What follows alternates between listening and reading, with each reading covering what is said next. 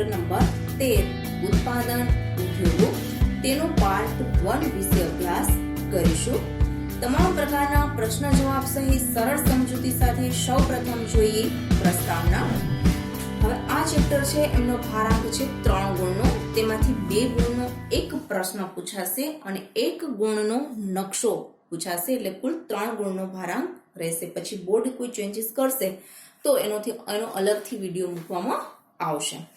તો સૌપ્રથમ જોઈએ છીએ પ્રસ્તાવના. પ્રસ્તાવનામાં કોઈ મોટો પ્રશ્ન નીકળતો નથી. મનુષ્ય દ્વારા પોતાની બૌદ્ધિક, સાંસ્કૃતિક અને આર્થિક ક્ષમતા પ્રમાણે કુદરતી સંસાધનોના રૂપને બદલાવીને ઉપયોગમાં લાવી શકાય તેવી પ્રક્રિયાને ઉદ્યોગ કહેવામાં આવે છે.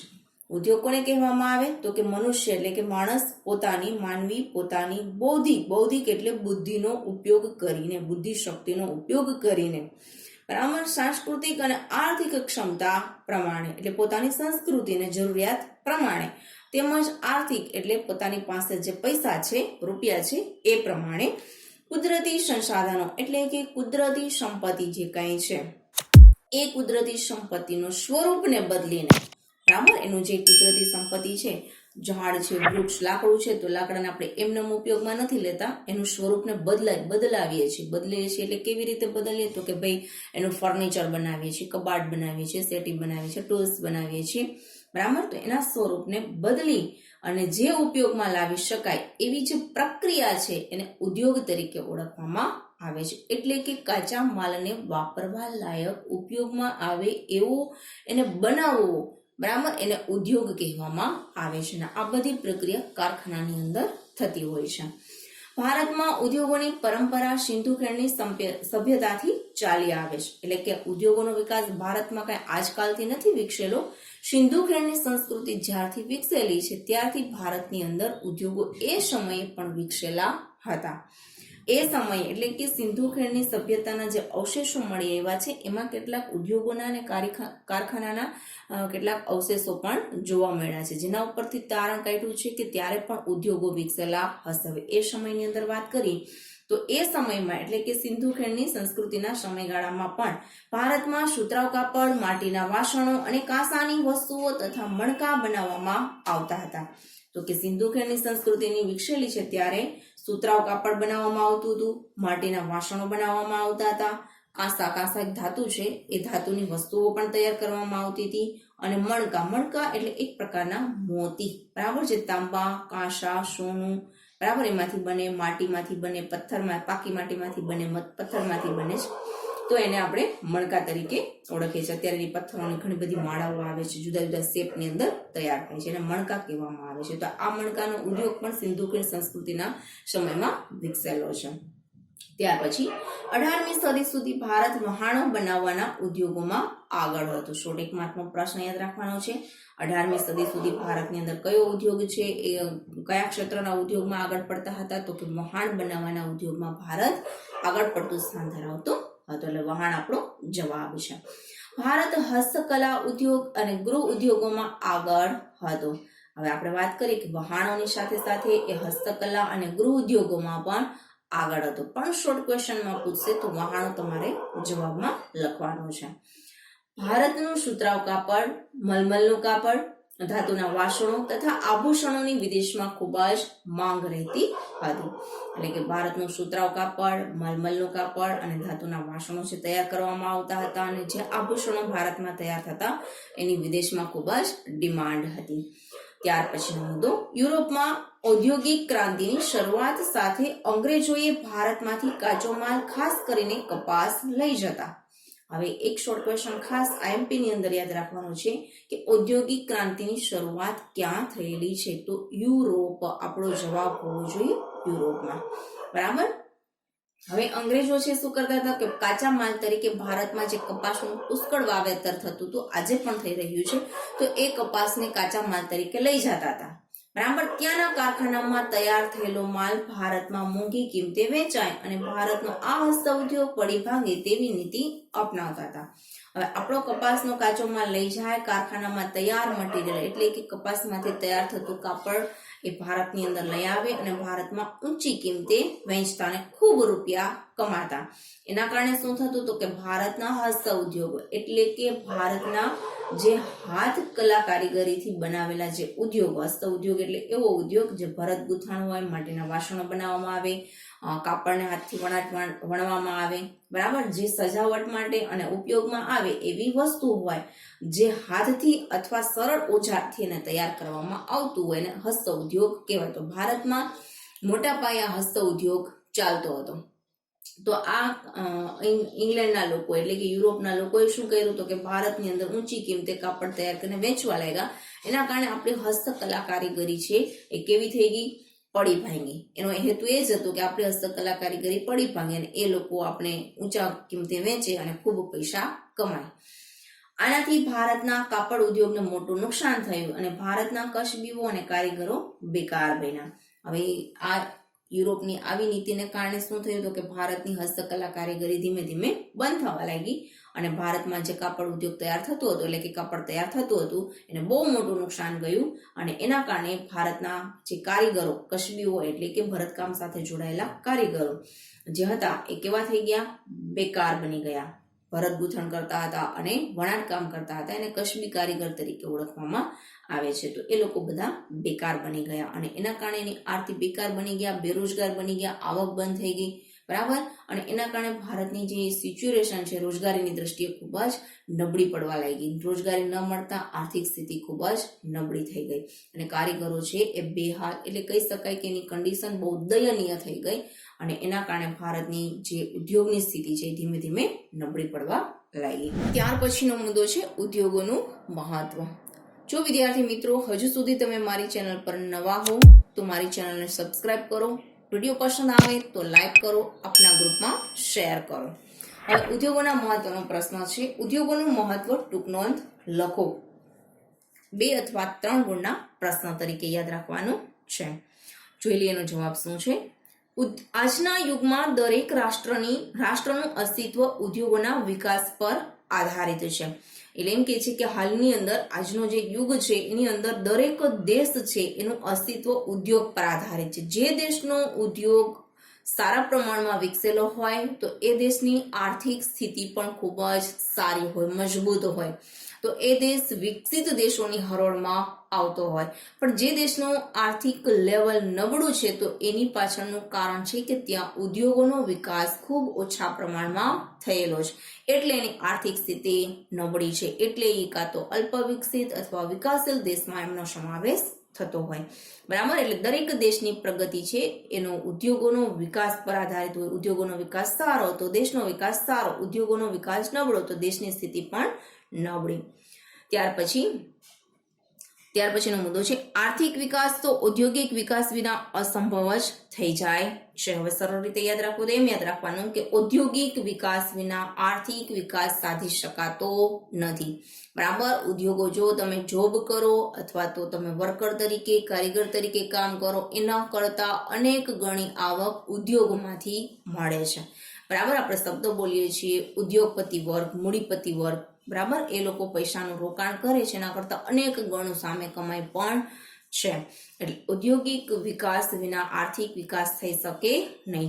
જો ઉદ્યોગોનો વિકાસ થશે તો દેશનો આર્થિક વિકાસ આપમેળે થતો જશે, કેમ કે કારખાનામાંથી ટેક્સ સ્વરૂપે દેશને પણ આવક થાય, દેશ બીજા અન્ય ક્ષેત્ર વિકસાવે, અન્ય ક્ષેત્ર સાથે સંબંધિત વ્યક્તિઓ છે એને પગાર આપે તો દેશનો આર્થિક વિકાસ પણ ઝડપી બને અને સારો બને, બરાબર. એટલે ઔદ્યોગિક વિકાસ વિના આર્થિક વિકાસ કરી શકાય નહીં.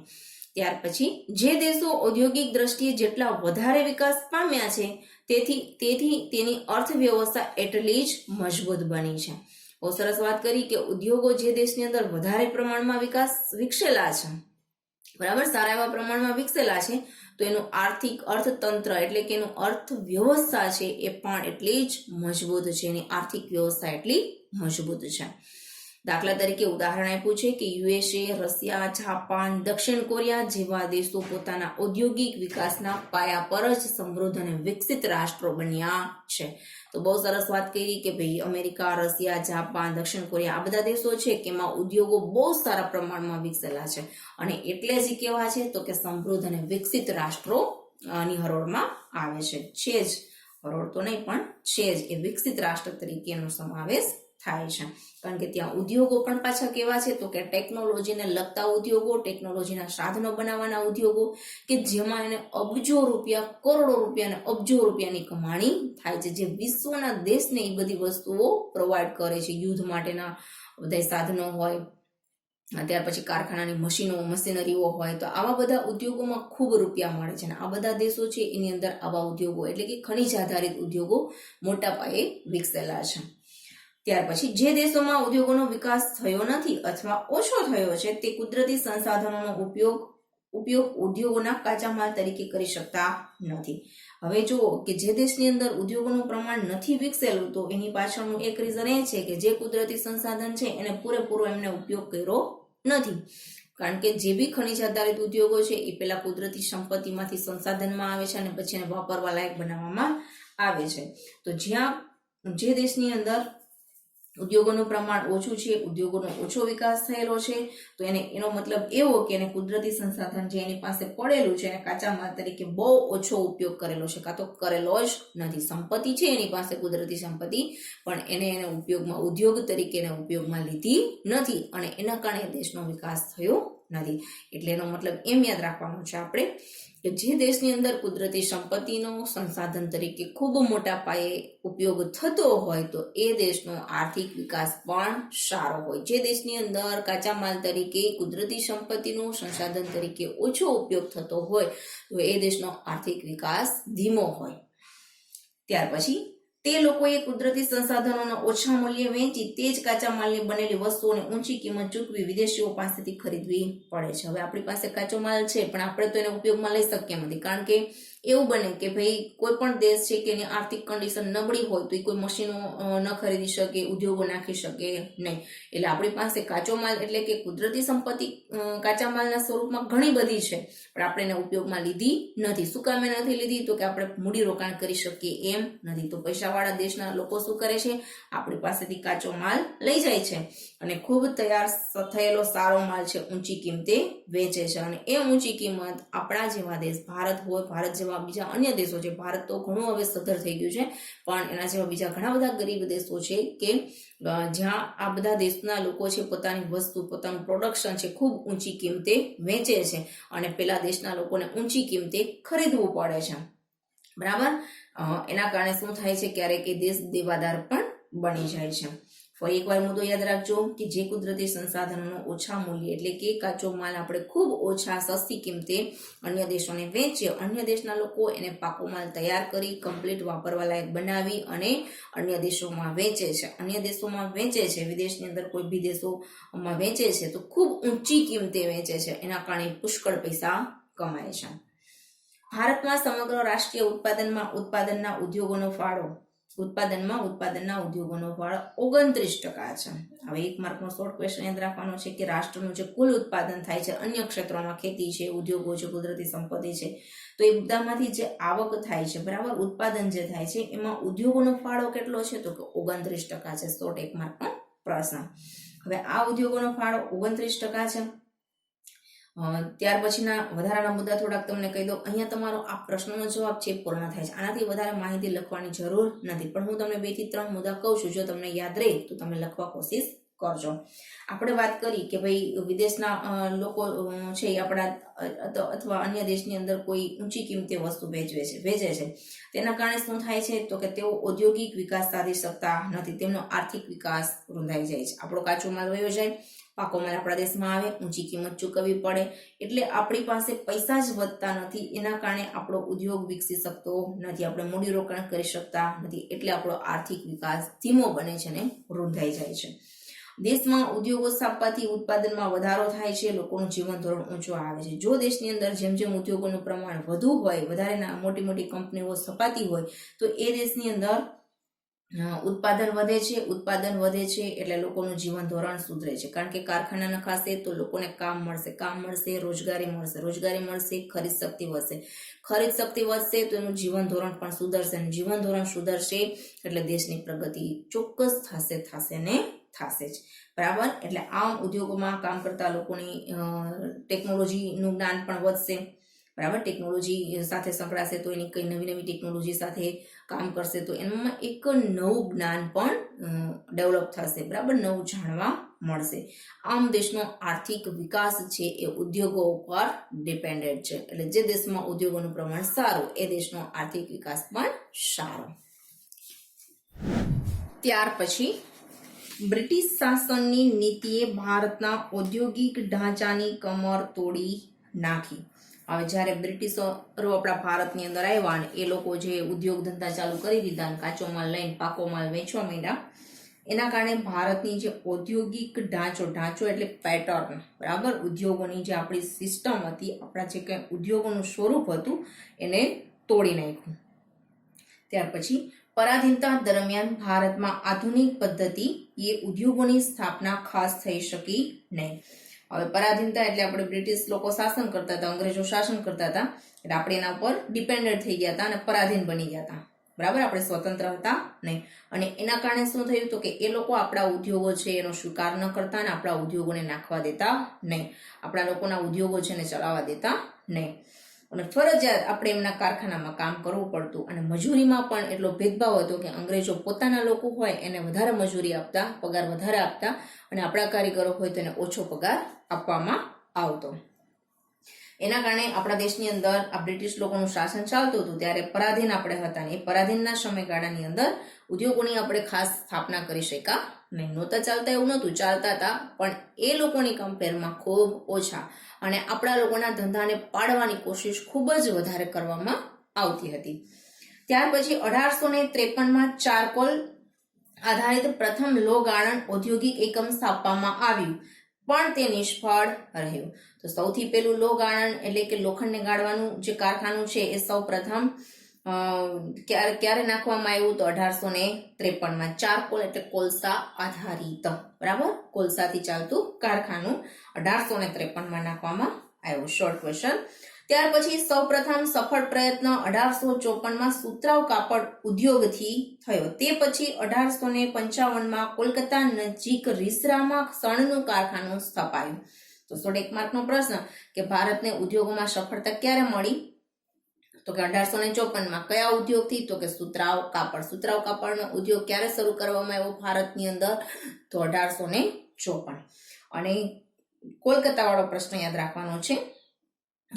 શણનું સૌ પ્રથમ કારખાનું કઈ જગ્યાએ નખાણું તો કે 1855માં રીસરા. આ આઈએમપી પ્રશ્નની અંદર યાદ રાખવાનું છે કે શણનું સૌ પ્રથમ કારખાનું ક્યારે નખાયેલું અને કઈ જગ્યાએ તો રીસરા 1855.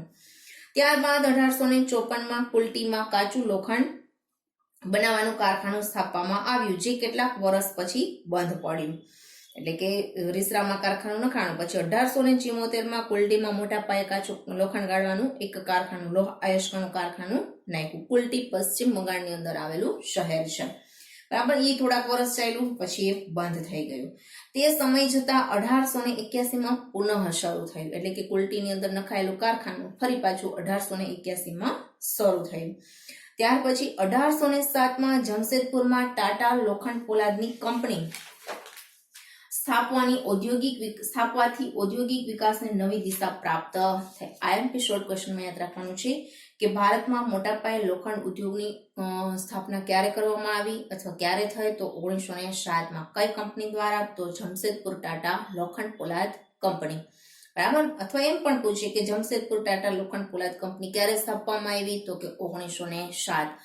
આ લોખંડ પોલાદ કંપની હાલની અંદર પણ ચાલી રહી છે અને ખૂબ રૂપિયા કમાઈ રહી છે અને દેશને પણ સારો એવો એનાથી ફાયદો થઈ રહ્યો છે. એટલે આપણા ભારતની અંદર તમને એમ પ્રશ્ન પૂછે કે ભારતની અંદર લોખંડ પોલાદની મોટા પાયે કંપની, બરાબર, કઈ તો જમશેદપુર ટાટા. ત્યાર પછીનો મુદ્દો છે ઉદ્યોગોનું વર્ગીકરણ. હવે પ્રશ્ન યાદ રાખવાનો છે કે ઉદ્યોગોનું વર્ગીકરણ કઈ રીતે કરવામાં આવે છે. 3 ગુણના પ્રશ્ન તરીકે યાદ રાખવાનું છે. હવે અહીંયા તમને જે આખો ફકરો આપ્યો છે એ ફકરામાં શાયદ તમને યાદ નહીં રહે પણ તમે એક બુકની અંદર વ્યવસ્થિત એને ઉતારી લેજો 3 ભાગમાં ડિવાઈડ કરીને, જે રીતે હું બોલું છું એ રીતે. પ્રશ્ન છે ક્યારેક પૂછાઈ જાય તો બહુ ઇઝી છે પણ તમને આવી રીતે ફકરામાં વાંચશો તો ઘડીકમાંથી યાદ રહેશે નહીં. હવે જુઓ તો ઉદ્યોગોનું વર્ગીકરણ 3 રીતે પાડ્યું. માનવ શ્રમ, માલિકીના ધોરણે તથા કાચા માલના સ્ત્રોતના આધારે કેટલાક જૂથોમાં વહેંચવામાં આવ્યું છે. 3 રીતે પાડ્યું: માનવ શ્રમ, માલિકીના ધોરણે અને કાચા માલના સ્ત્રોતના આધારે.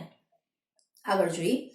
હવે પેલો મુદ્દો, એની અંદર 3 ભાગ મેં જે ડિવાઈડ કર્યા, એમાં પેલો ભાગ છે એનો આખો મુદ્દો યાદ રાખવાનો છે, શ્રમિકોના આધારે. એમ લખ્યું છે ને, શ્રમિકોના આધારે.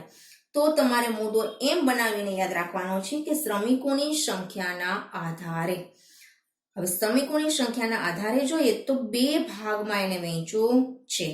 શ્રમિકોના આધારે ઉદ્યોગોને નાના પાયા પરના ઉદ્યોગ અને મોટા પાયા પરના ઉદ્યોગ એમ વહેંચી શકાય. એટલે એને 2 ભાગમાં ડિવાઈડ કર્યા, નાના પાયાના અને મોટા પાયાના ઉદ્યોગો. જે ઉદ્યોગોમાં વધુ રોજગારી મળે તેને મોટા પાયાના ઉદ્યોગો કહેવાય. બરાબર. હવે જે ઉદ્યોગોની અંદર વધુ રોજગારી, ઝાઝા બધા લોકોને રોજગારી આપવામાં આવતી હોય અને શ્રમિકોની સંખ્યા પણ વધુ હોય, આપણે એમ યાદ રાખશું.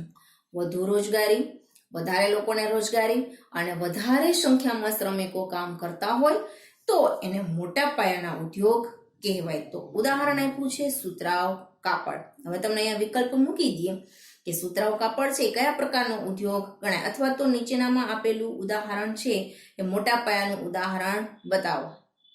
બરાબર. તો સુતરાઉ કાપડ છે, લોખંડ પોલાદ કંપની, બધી ટાટા સ્ટીલ કંપની, આ બધી કંપનીઓ છે મોટા પાયે ચાલે છે. શણ ઉદ્યોગ ચાલે છે. બરાબર. તો એની અંદર વધારે સંખ્યામાં શ્રમિકો કામ કરતા હોય, તેથી તેને કેવો ઉદ્યોગ કહેવાય? તો કે મોટા પાયા પરનો ઉદ્યોગ. હવે એમાં જ પાછો બીજો મુદ્દો જો, જે ઉદ્યોગો કોઈ વિશેષ વ્યક્તિના માલિકીપણા હેઠળના સંચાલનમાં હોય અને આવા ઉદ્યોગોમાં શ્રમિકોની સંખ્યા ઓછી હોય તેને નાના પાયા પરના ઉદ્યોગો કહેવાય છે. બરાબર. કોઈ એક વ્યક્તિ છે એ માલિક હોય છે, પરંતુ એના કારખાનાની અંદર, એના કંપનીની અંદર બહુ ઓછા લોકો છે એ કામ કરતા હોય. સંખ્યાની દ્રષ્ટિએ જોઈએ તો ઓછા લોકો કામ કરતા હોય તો એને નાના પાયા પરના ઉદ્યોગો કહેવામાં આવે છે. ઉદાહરણ તરીકે ખાંડસરી. બરાબર. ખાંડ બનાવવાનું કારખાનું ને ખાંડસરી કહેવામાં આવે. એમાં ઝાઝા બધા જે સુતરાઉ કાપડમાં જે હજારોની સંખ્યામાં કામ કરતા કારીગરો હોય ને, એટલા બધા કારીગરો આમાં હોતા નથી. ફરી એકવાર યાદ રાખજો, શ્રમિકોની સંખ્યાના આધારે 2 પ્રકાર, નાના પાયા પરના અને મોટા પાયા પરના. મોટા પાયા પરની અંદર શું યાદ રાખશું? શ્રમિકોની સંખ્યા વધુ લોકોને રોજગારી મળે. ઉદાહરણ સુતરાઉ કાપડ. બીજું શું યાદ રાખશું? નાના પાયા પરના ઉદ્યોગો. તો કે નાના પાયા ઉદ્યોગોની અંદર શું યાદ રાખશું? તો કે કારખાનાની અંદર અથવા કંપનીની અંદર શ્રમિકોની સંખ્યા ઓછી, એટલે ઓછા લોકોને રોજગારી મળે. ઉદાહરણ શું યાદ રાખશું? ખાંડસરી. હવે નેક્સ્ટ બીજો મુદ્દો જુઓ. બીજા મુદ્દાનું હેડિંગ શું યાદ રાખશું આપણે? માલિકીના આધારે. બરાબર. માલિકીના આધારે. હવે આ ઉપરાંત ઉદ્યોગોને ખાનગી, જાહેર, સંયુક્ત તથા સહકારી જૂથોમાં પણ વર્ગીકૃત કરી શકાય છે. આમ ઘણી રીતે ઉદ્યોગોને વર્ગીકૃત કરી શકાય છે. હવે એને કેમ યાદ રાખશો? તો કે માલિકીના આધારે એવો હેડિંગ યાદ રાખવાનું. હવે 4 માલિકીના પ્રકાર બતાવ્યા: ખાનગી, જાહેર, સંયુક્ત અને સહકારી. બરાબર. હવે પેલું મુદ્દો આપણે એમાં ડિવાઈડ કરીને લખશું ખાનગી. એટલે પ્રશ્ન પણ મોટો થઈ જશે, લાગશે પણ સારો અને તમને સરળતાથી યાદ પણ રહેશે. ખાનગીની અંદર શું યાદ રાખશું? તો કે ખાનગીની અંદર અંબાણી, ટાટા, બિરલા, બજાજ વગેરે જૂથોની કંપનીઓના ઉદ્યોગો ખાનગી ક્ષેત્રના ઉદ્યોગો છે. રિલાયન્સ, જીઓ, આ બધા લખી શકાય એની અંદર. બરાબર. 2 થી 3 ઉદાહરણ યાદ રાખવાના છે. બજાજ છે, બિરલા કંપની છે, ટાટા કંપની છે, આ બધી કંપનીઓ છે એ ખાનગી સંપૂર્ણપણે પોતાની રીતે ચાલે છે. બરાબર. સંપૂર્ણપણે કોઈ એક વ્યક્તિનું જ મૂડીરોકાણ છે, તેથી તેને કેવું કહેવાય? ખાનગી મૂડીરોકાણ. બરાબર. ખાનગી ઉદ્યોગ. એટલે કે ખાનગીનું ખાસ એમ યાદ રાખશું આપણે કે સંપૂર્ણપણે સ્વતંત્ર માલિકી. બરાબર. કોઈ એક વ્યક્તિ કે પાર્ટનર દ્વારા ચાલતી, જેમાં સરકારનો કોઈ જ હિસ્સો હોતો નથી. બરાબર. એટલે જેટલી કંપની આવડે એટલી નામ લખવા. ત્યાર પછી એ પૂછ જાહેર. જાહેર એટલે શોર્ટમાં યાદ રાખશું સરકાર. બરાબર. સરકારના સંચાલનથી, સરકારના નિયમ પ્રમાણે અને સરકાર દ્વારા ચાલતા હોય એવા ઉદ્યોગ એને જાહેર ઉદ્યોગ કહેવામાં આવે છે. તો અહીંયા પણ 2 ઉદાહરણ આપું છું. ભિલાઈનો પોલાદ ઉદ્યોગ અને હેવી ઇલેક્ટ્રોનિક્સ લિમિટેડ. આ બંને ઉદ્યોગો છે એ જાહેર ક્ષેત્રના ઉદ્યોગો છે. બરાબર. એમાં બધું સરકારી નિયમ પ્રમાણે ચાલતું હોય, વર્કરોને સરકારી નિયમ પ્રમાણે જ પગાર મળતો હોય અને સરકારનું સંચાલન સરકારનું સતત વોચ હોય, એટલે કહેવાય કે સરકારના જ છે. ફરી એકવાર કંપનીના નામ બોલું છું, ભિલાઈનો પોલાદ ઉદ્યોગ અને હેવી ઇલેક્ટ્રોનિક્સ લિમિટેડ, બરાબર, જેમાં સંપૂર્ણ માલિકી અને વ્યવસ્થાપન એટલે સંચાલન સરકારનું જ હોય છે, સરકાર હસ્તક હોય છે. અને ત્યાર પછીનો છે સંયુક્તની અંદર બે વસ્તુ યાદ રાખવાની, ખાનગી અને સરકાર, ખાનગી અને જાહેર, બરાબર, બેનું સંયુક્ત સાહસ હોય, એટલે કે બંને સાથે મળીને કામ કરતા હોય. તો એની પણ વાત કરી દો, ઓઇલ ઇન્ડિયા લિમિટેડ કંપની, જેની અંદર જાહેર અને ખાનગી ક્ષેત્રનું સંયુક્ત સાહસ છે. એટલે કે એમાં સરકારના નિયમથી એના ભાવ વધારવા ઘટાડવા, ટેક્સ સાથે બધું સરકારના નિયમથી ચાલતું હોય, વર્કરોને ભરવા, વર્કરોને જે કાંઈ વેકન્સી બહાર પડતી હોય તો સરકારને પૂછીને બહાર પાડવી, કેટલો પગાર આપવો આ તે. તો એમાં સરકારનું સતત વોચ હોય અને એનો અમુક હિસ્સો છે એ ખાનગી કંપનીને કે ખાનગી વ્યક્તિને સોંપી દેવામાં આવે, એટલે કોન્ટ્રાક્ટ બેઝ ઉપર કામ ચાલતું હોય. આપણે એમ રોડ એમ કહીએ છીએ કે રોડ છે સરકારનો છે, પણ એને વર્ક કરવા માટે એને કોઈ કોન્ટ્રાક્ટરને એને કામ સોંપવામાં આવે છે. એવી જ રીતે આ કંપનીની અંદર ચાલતું હોય બધું સરકારનું, સાહસ બધું સરકારનું હોય, બરાબર, પણ સાથે આવી ખાનગી વ્યક્તિઓ હોય કે ખાનગી કંપની હોય ને અમુક કોન્ટ્રાક્ટ આપી દીધા હોય અમુક ક્ષેત્ર પૂરતા, તો એમાં બંને સાથે મળીને કામ કરે છે. ત્યાર પછી છે સહકારી, બરાબર, સહકારી જૂથ. હવે એને સહકારી મંડળી તરીકે પણ ઓળખવામાં આવે છે.